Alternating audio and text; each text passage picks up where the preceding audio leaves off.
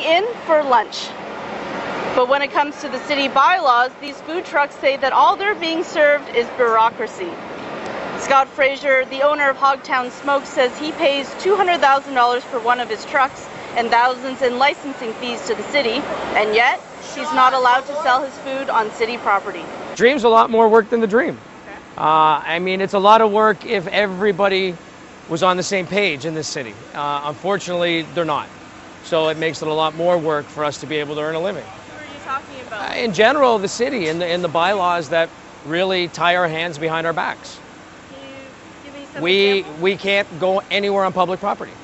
So as you see, we're at Sony Center. It's private, so we have to negotiate deals with private landlords who charge some very reasonable rents, i.e. Sony Center, and some not so reasonable shall remain nameless.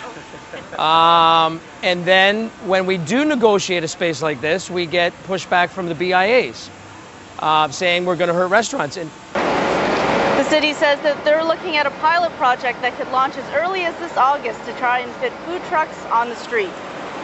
But until then, food truck owners are relegated to stay off the curb.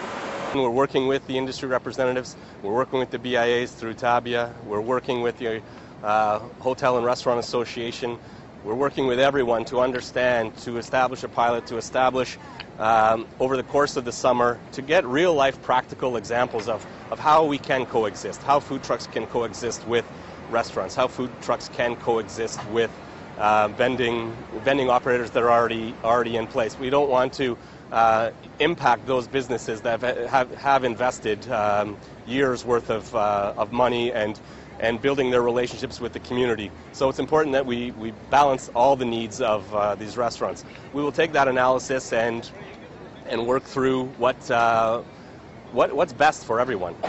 Jenny! Right here. There. Thank you.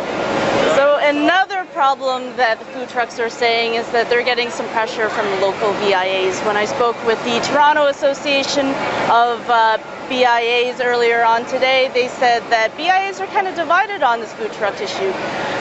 Some people say that the BIAs are okay with the food trucks coming in because it'll help their businesses. Others say that brick and mortar restaurants, they pay a fee, why shouldn't these trucks? And that they're actually taking away from some of the local businesses. For the Toronto Sun, I'm Jenny Ewan.